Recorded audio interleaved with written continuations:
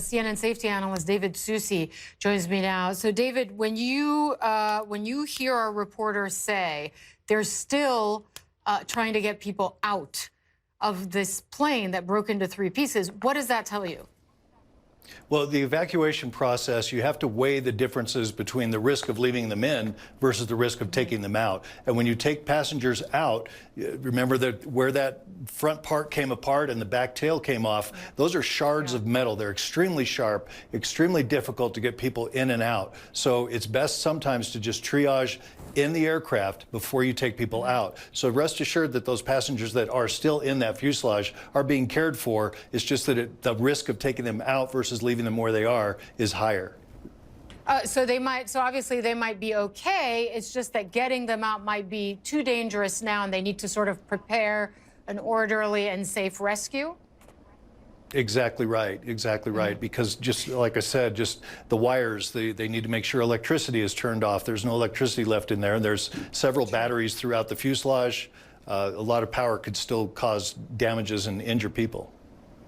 Let's talk a little bit about that video that emerged of the plane skidding off the runway. Before it lands, you can clearly see a ball of fire. You can clearly see flames on the plane. We're running it again here for our viewers. When you see this footage, what does that tell you? Well, it actually is, it appears to me to be happening at the point of impact.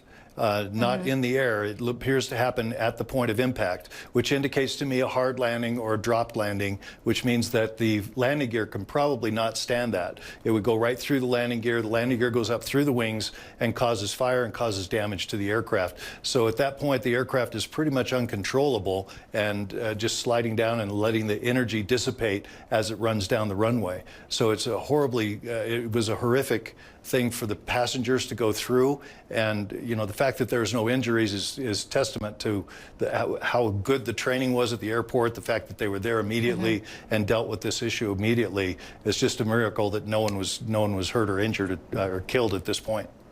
Right. We understand there are injuries. We don't know how severe. It appears as though the preliminary information is that, I mean, I saw a video of walking wounded, just a good number of people actually getting to the airport terminal on one of those buses that transports passengers. Yeah. Oh. Apologies, David. We're going to go to Senator Mitt Romney, who is speaking about the impeachment trial in the Senate, and to get a sense of which way he's going to vote, to convict or to acquit. Let's listen. Apologies. In fact, he just finished. Okay, so that was a very short appearance there, a very short appearance in the Senate.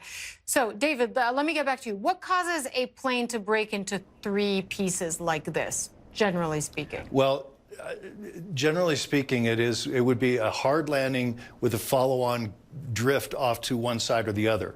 So what this is indicating to me is that this, in light of the fact that the wind had shifted, that there was a wind shear in the area at the time, and I don't know if this airport is equipped, like most American airports are equipped with wind shear detection systems. So I don't know if that was in place on this airport yet or not. But what happens there is basically everything is relative to this wind speed. It doesn't care what's happening on the ground. It's relative to the wind speed. So if you have a 30-knot change in that wind speed, which was indicated earlier by the previous person, he said that it was 39 knots shift in the wind speed. So that would have sped the aircraft up, the ground speed up, to where it was beyond the reasonable landing speed of the aircraft. So at that point, the pilot has a couple of choices: to make a go around and just try it again, or to try to put it down on the ground, to try to dirty up the aircraft and pull back the speed and get it on the ground as hard and as quickly as can. And at that point, the landing gear could have failed. It appears as though it did,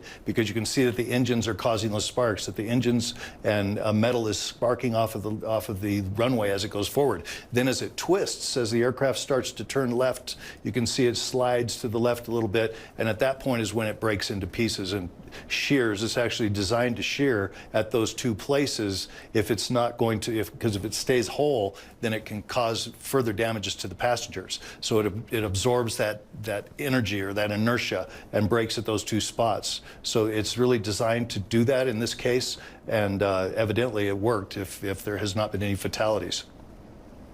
David Susi, thanks very much.